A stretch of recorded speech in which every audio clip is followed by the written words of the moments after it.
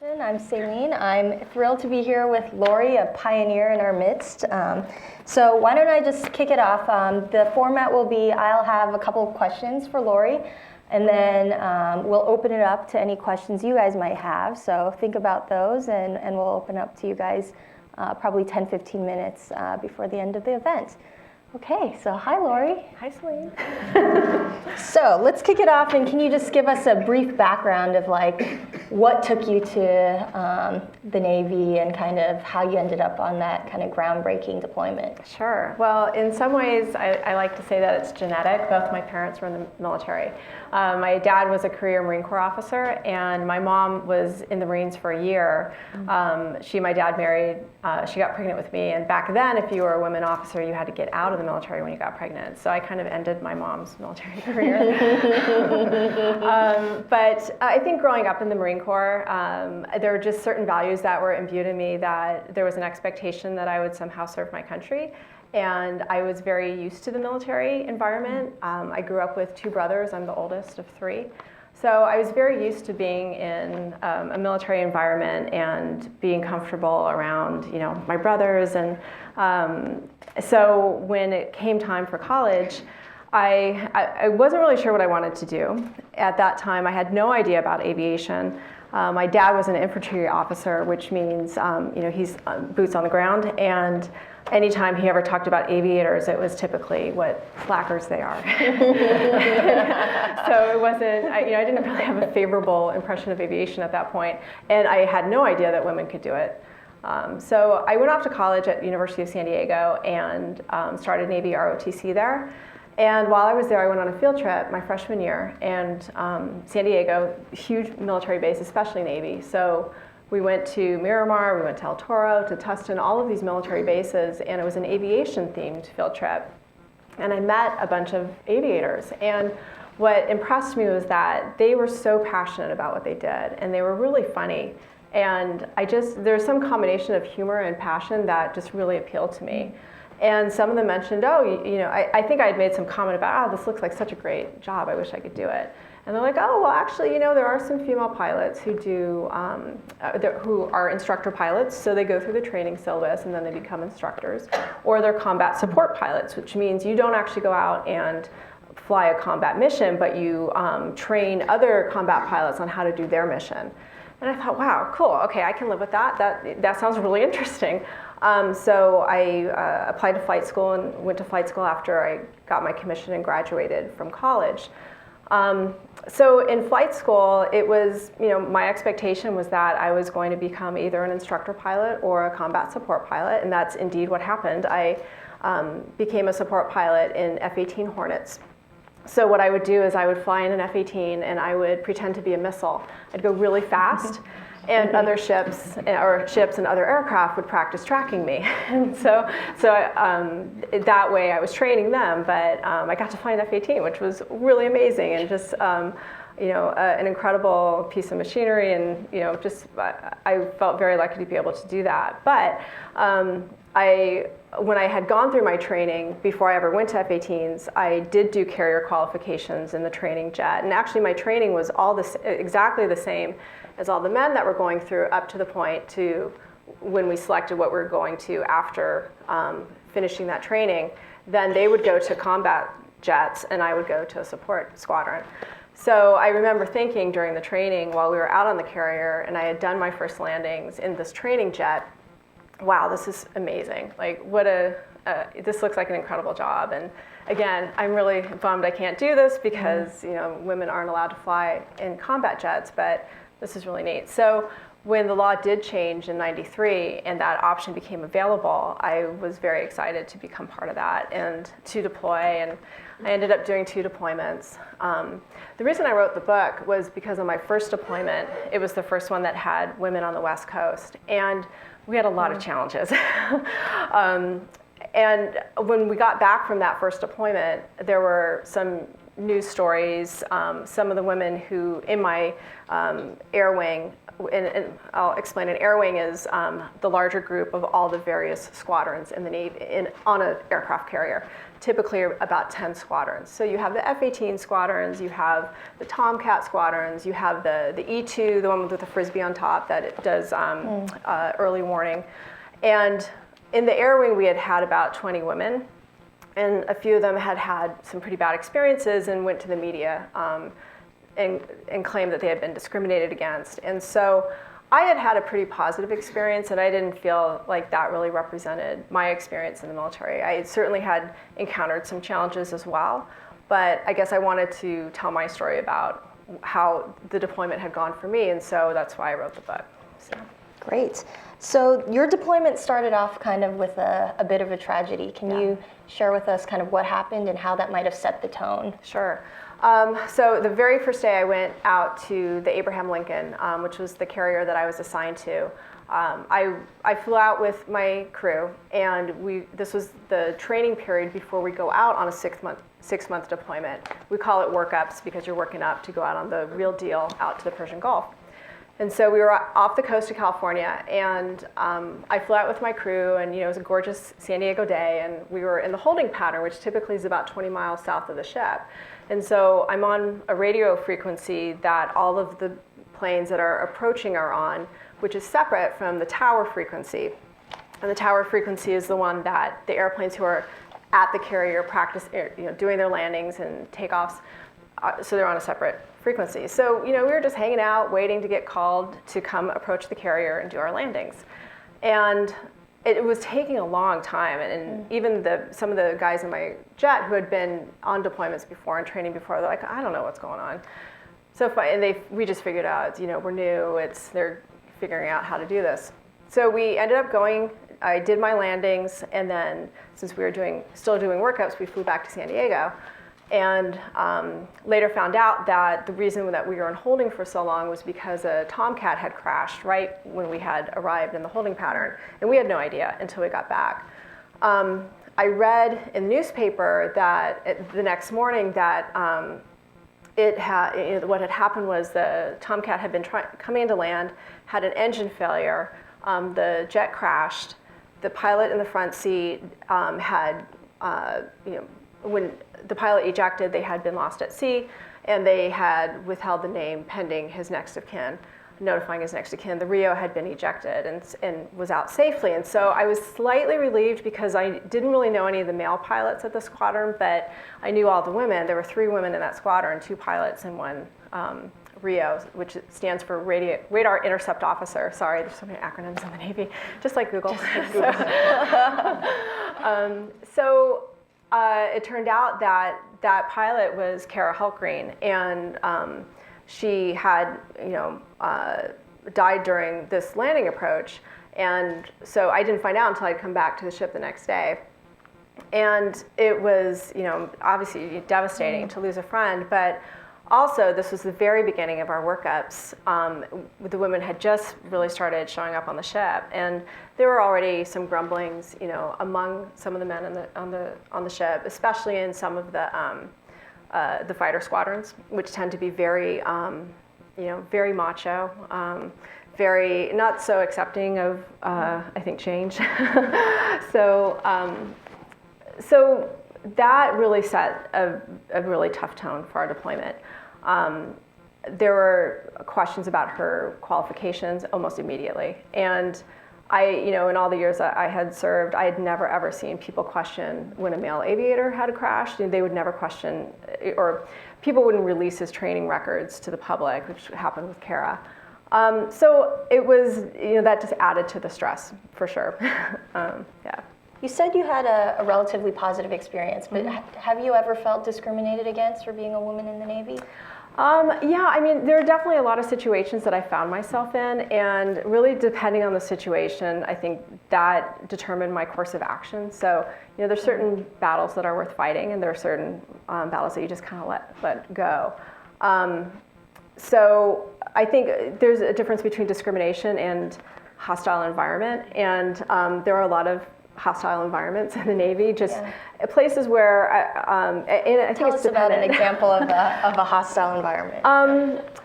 So one time we did a training detachment to El Centro, California, which is kind of in the middle of nowhere, and training squadrons come through there regularly. And so the squadron before us had left up a poster in the ready room, and the ready room is where all the pilots hang out waiting to go do their flights.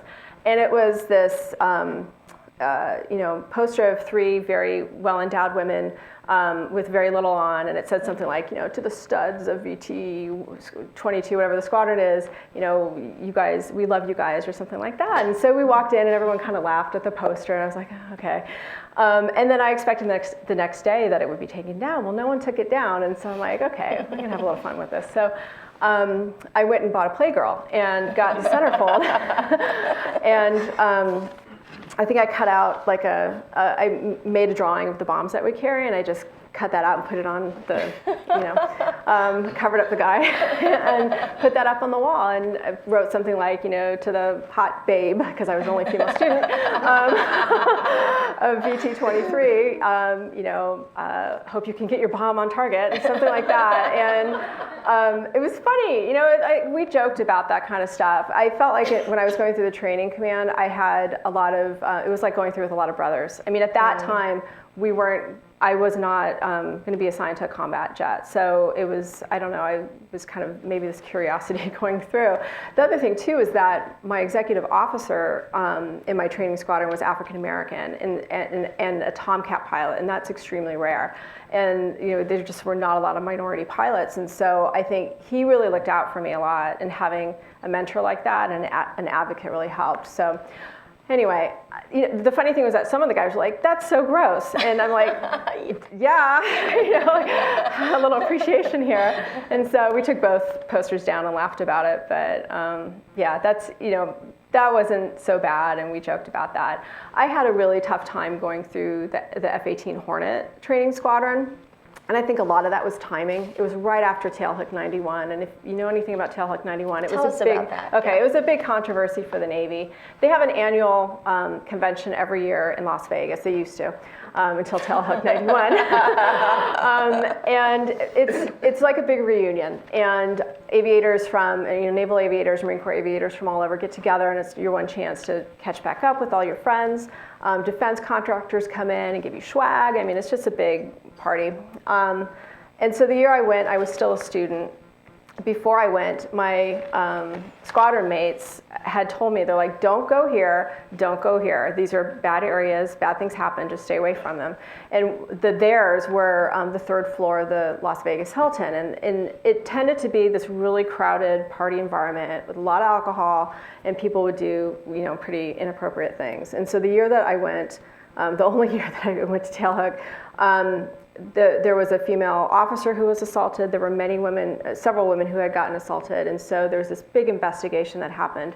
This was also right after, at the end of the first Gulf War, so a lot of aviators were coming back, pretty pumped up, and people were also starting to talk about opening roles for women, and so there was a lot of commentary during some of the sessions about women flying in combat, and a lot of negative reactions from the men. So all of this came together, some very wrong things happened, and then the investigation by the Navy was very hard-handed, and it just was a really challenging time to be in the military. So then I go to this F-18 training squadron where at first I was the only woman. There was another woman that came through after me, but they just were not happy about having a woman come through. And I wasn't going to a combat squadron. The law had not changed by that point, but they just, I definitely did not feel welcome. And I think if Tailhook had not just happened, I don't think it would have been the same. I really felt like that set the stage for, what happened there. So at that squadron, someone else had posted up an article on a board about why women shouldn't be allowed to fly in combat. And I'm the only female student there, so it's like, oh, now what do I do? I wasn't sure if I should say something or if I should just let it go. And I thought back to how I had handled the pinup. So I found this article or this letter to the editor that was really funny. It was written by a man who had just outrageous things about why women should not be allowed to fly in combat. Things like if they pull G's, it's going to rip their uterus out. I mean, just really stupid stuff like that. And I thought, okay, I'm going to one-up you, essentially. And that did not go over well at all. It turned out the pinup was funny. This did not go over well. I think, part of it was the person who had put that article up was the executive officer of the squadron, which is like the second in command. So having leadership essentially saying, we don't really want you here is, it was tough to deal with that. And then he took his down and put mine up and said, this is from, Lieutenant Draude. So then the instructor started saying that I had made him take his down, and it's just, oh God, it just like turned into this big mess. And so what was already really challenging and difficult just became really bad. So I barely made it through that squadron. And that I think was probably, it was a real shock for me because I never had really felt like I had experienced discrimination. Yeah. College, in my Navy ROTC unit, even in flight school, I felt very supported along the way. But in that squadron, that was really the first time. So based on experiences like that, how did you, or what have you learned as far as when to kind of fight the system, when to kind of play within the rules, when to let things go, and kind of what's some advice that you would have? It's a tough call. I think back to that, wonder, okay, if I could do it all over again, would I have done something differently? Well, the woman who came in behind me was very quiet. She did not, she would not engage like that at all, and she made it through. I think what I'd recommend is you really have to assess the situation and know whether or not this is an environment where you can engage like that, and if people are going to appreciate that, or if they're going to really, take it the wrong way or not appreciate the effort that you're making. So I think in the first example with the pinup, I was with a bunch of aviators that were my friends, and it wasn't as big of a deal. And the second, there was definitely a situation where these instructor pilots were feeling like they were being forced to change and do something that they really didn't want to do. And I don't know that there was anything I could have done to really have been successful in that situation. So then, when the law did change and it was time for me to either go back to that squadron or transition to another aircraft, I did not go back to that squadron. They did not want me to come back through there, and I could have fought it. So, that was a choice where I was deciding, do I want to fight for this, or do I want to go deploy and, be part of this? And that was a decision where I said, you know what, this battle is not worth fighting. I think I'm going to do more for women in the military by deploying with the squadron. That's going to, support me and give me the opportunity to be successful and to do my job, rather than keep fighting to be in a community that really doesn't want me in it. Great. In the book, you mentioned several times where you've modified your behavior a little bit to kind of fit in. Can you give us, you've given us a few examples, but another example of that, and kind of how you decide when and how to do that? I think being on the aircraft carrier, I slightly modified my behavior in that I really tried to think about what it must be like for all these men in the Navy on the ship that are used to being in the Navy, on a ship all together, not having women around, not having to, be politically correct. Yes, exactly, or be polite, or even, so I tried to think, okay, what would it be like for them to then have this big change thrust upon them? And what are their expectations? And I think being empathetic to that helped. And so when I was on the ship, I didn't wear makeup, I never wore perfume. I'm never going to be mistaken for a man. I'm definitely a woman, so I didn't want to really force it on them even more, if that makes sense. But and I think being in the ready room in that environment, it is a very kind of rough and joking environment. People are always giving each other a hard time, but it's all done typically in a sense of bonding, with this sense of bonding where you're kind of joking around with each other. And In the book, you also talk about at times being disappointed at some of the behavior of the other women. Can you tell us a little bit about that, if kind of you still feel that way, or? Yeah, for example, not wearing makeup and, having my hair tucked into my flight suit, things like that just I felt were professional. There were some women who were like, look, I'm gonna be me and I don't care. And, they wear red fingernail polish, they, have their hair flying. And so, but for me, it was a matter of professionalism. So, now looking back, I'm definitely more, I think, tolerant. Back then, I was like, no, we have to be very uniform and follow the rules and all that. But I think, now I'm definitely more relaxed about it. And as far as like behaviors and things like that, one big thing that comes up a lot is dating on the ship. And again, it's a very contained environment, and having relationships like that are detrimental, in my opinion, because it just takes the focus off what we're doing.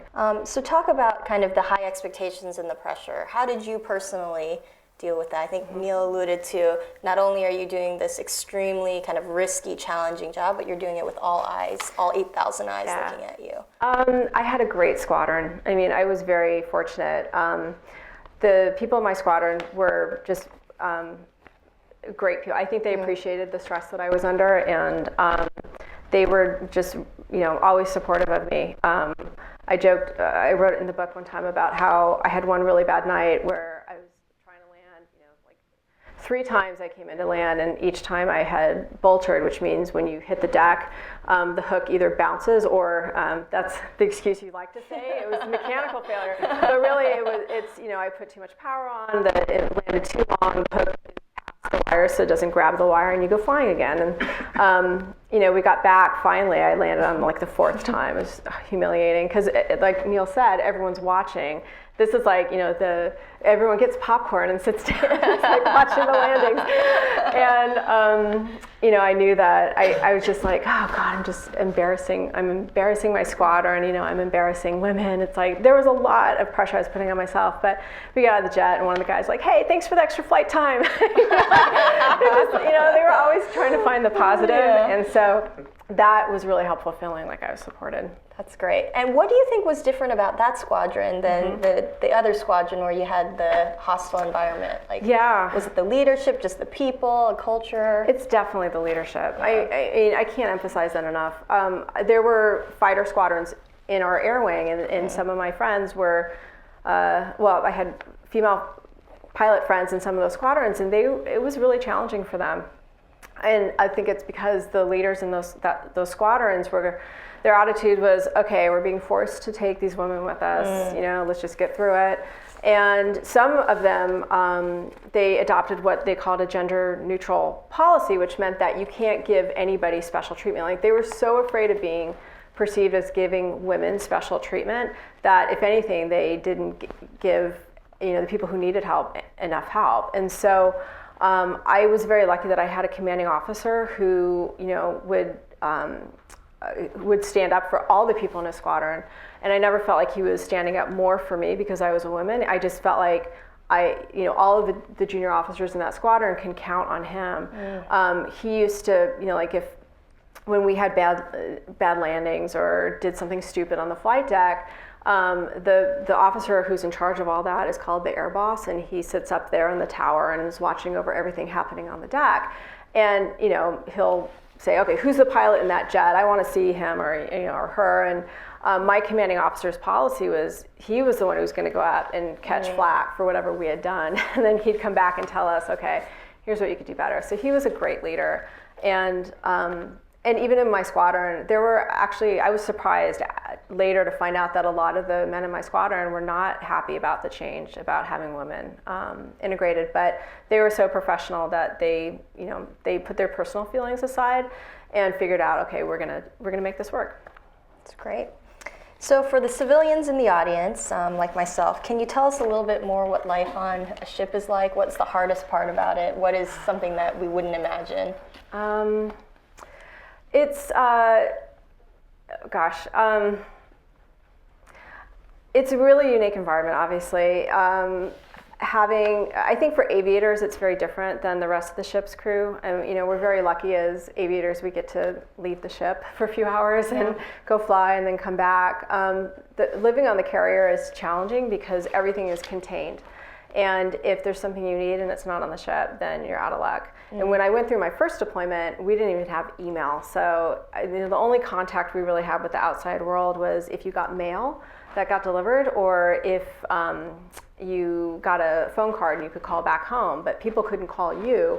So I think the most difficult thing was just feeling so disconnected from the rest of the world sometimes, and wondering if anyone back home, is thinking about you or caring what's going on. And so that's tough. After being out at sea for a while, the food is horrible. So bad. And I was a vegetarian on my second deployment, which is insane. Yeah, my squadron mates they joke with me. They're like, "Are you taking a POW correspondence course? Like, why are you eating this?"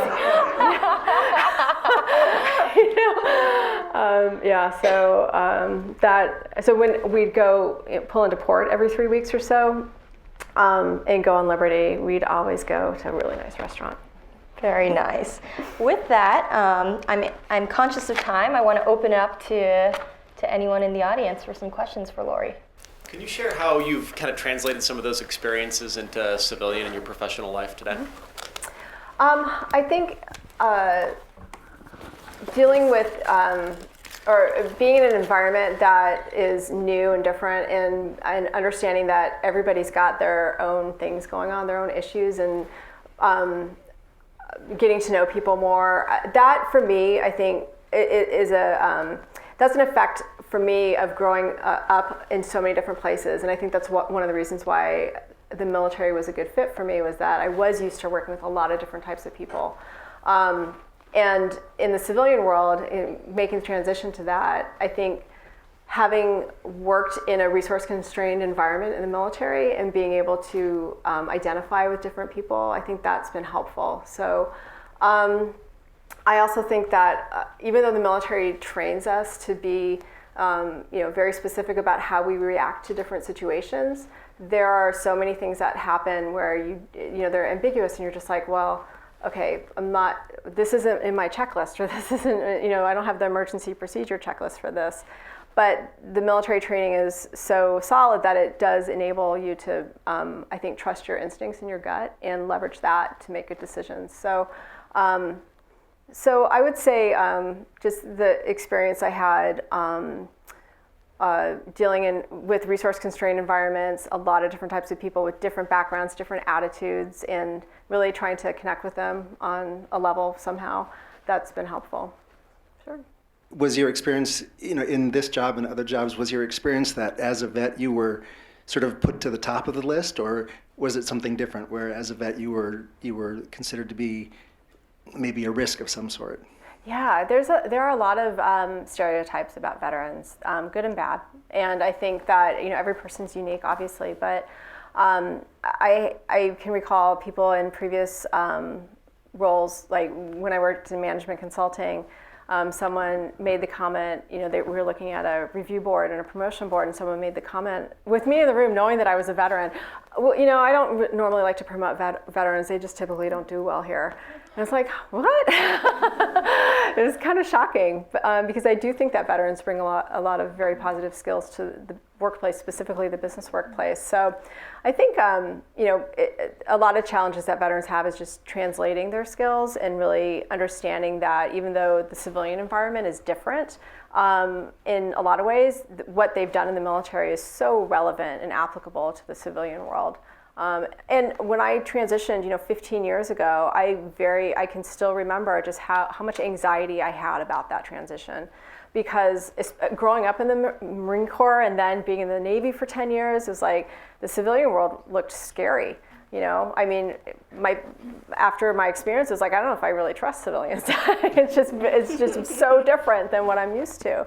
And so I think being now, looking back, it's just so obvious to me, and I've learned to appreciate how challenging it is for a lot of people getting out, having been through that myself. So, one of the things I just really love about Google is how much outreach they're doing for veterans and how much they're helping them with that transition and easing their fears, but also really helping to prepare them, for how to translate what they did in the military to what they might do in the civilian world. So there are a lot of things that are really that translate well, but you just don't know how to say it in civilian speak. So we have to keep helping the veterans with how they can do that.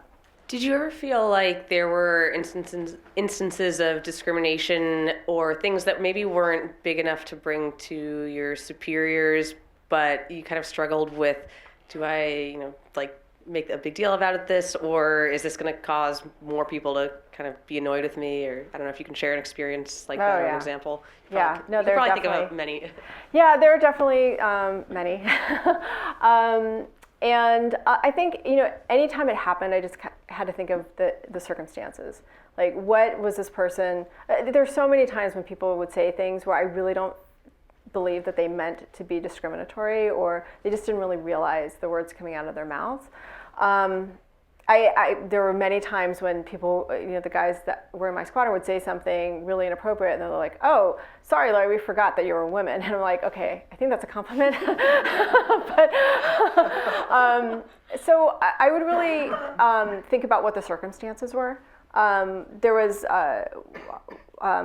when we go out to do the carrier training, that's the first time that we officially get call signs, because you get a fun patch for everything. I have my jacket over there, and there are a lot of different patches that we like to have in the Navy, and you get a name patch and you get your call sign on it. So there was a list up on the board where people could go and write up call signs, recommended call signs for people. And typically in the Navy, or I think in any Air Force and Marine Corps as well, your call sign is either based on your last name or on something stupid that you've done. And so I wasn't sure what was going to go up there. And so under my name, there were some very typical, feminine things like braids, because I would braid my hair. And I think Rowdy was up there because it rhymed with Draude. And someone had put Drano. And I was like, Drano? I don't get that. And I asked some of my fellow students, and they looked uncomfortable. I'm like, uh-oh, okay, what does that mean? And they're like, oh, Drano, like a pipe cleaner. And I'm like, still not getting you. And, because I was raised Catholic school, so I'm like, what? And they're like, you give blowjobs. I'm like, what? I was so offended and pissed. I was really shocked. That anyone would say that, and I have no idea who wrote it. So at that point, it's like, first, I have no idea how I'm going to, prove who wrote that. And I'm like, the guy's an asshole, so I'm not going to bother with this. And so that was one example. There are just, a lot of things like that happen where you just, in that situation, I assessed, okay, this is not going to have wider implications. Most of the guys around me know that that's not the type of person I am, or I don't know, that's it's just not really appropriate, and that it wasn't going to be worth fighting for. So I'm curious, you mentioned several areas where there were discriminatory practices, sometimes unintentional or hostile work environment. I'm curious if you've ever seen anything, probably on a much milder scale, here at Google, either unconscious bias, that kind of thing. One Googler recently had a very interesting post where she shared her experiences about how many of the offsites and fun events seem kind of like bro-y, and she's in Corp Eng, so they would go out drinking and stuff, and she felt very sort of left out. Yeah, I've been at Google for a year and a half, and I've been really impressed by the unconscious bias training and the bias busting workshops that are following on from that. I wish that the military would do something like that, because there's plenty of conscious bias that happens, and people are some people are still very open about their feelings about different issues. I have not. I've never seen anything like what happened in the Navy, but I will say that I think it's still the case where just the words that we use and the language that we use and even things like offsites, people aren't always as inclusive or thoughtful about some of those things, and it's just natural. I think that it's an evolution, and the more diverse we make our environment, the more we have to be thoughtful about those things. So, in my org, we have a couple of Googlers who have physical challenges with, that have to be incorporated into our offsite plans. And it's like, okay, that's not a big deal. It's, I think it's just something that if you want to have an inclusive culture and hire the best people, then you need to make sure that you are, creating a culture where all those types of people are going to feel included. It's funny though, there are things that seem really small that still are a factor. Like even on my team, I've been trying not to say, hey, you guys anymore. I mean, just things that I grew up with that now that I think about them, it's like, oh yes, that can make some people feel excluded. And even though I think most people think of it in the generic sense, it still is, you're talking about guys, not gals. And so there are just things like that, words or language that I think is part of how we speak that we might want to reconsider because it still can sometimes feel exclusive. You said you were born into a military family, and that you were going into a field where there's not much women, and you experienced a lot of hardships along the way. Who did you confide in, and who were sort of your instrumental sort of friends and confidants? You mentioned that you had a great mentor as well, who was in your squadron. And also I wanted to find out the second piece, which is, I think you're a Googler. I see a badge. I am, yeah. What led you then to also decide to sort of leave? Yeah. So when I was in the Navy, my parents were huge pillars of support, especially my dad, because he had a long career in the military. He knew what it was like to lose people that you had served with. I mean, much more than I did. We had, on my first deployment, we lost like 11 people. It was a lot for a deployment. But as an infantry officer in Vietnam, I mean, he had dealt with that on a much bigger basis. So I think my parents were definitely a huge, they were amazing for support. I had some friends, other women that I had gone through with that were on the ship with me, and they were also great support. We would get together and kind of share experiences and kind of commiserate sometimes, but also help boost each other up. My squadron was also amazing. I had a couple of different friends in my squadron that got beyond their personal biases and were there to help me be successful. So I think that really helped as well. At the time I was married, so my husband was also in the military and he could appreciate what was happening, and so just having that support back home was also helpful. So I had a really good support network, and I think that's one of the things that really helped me be successful. The second part about why did I get out of the Navy?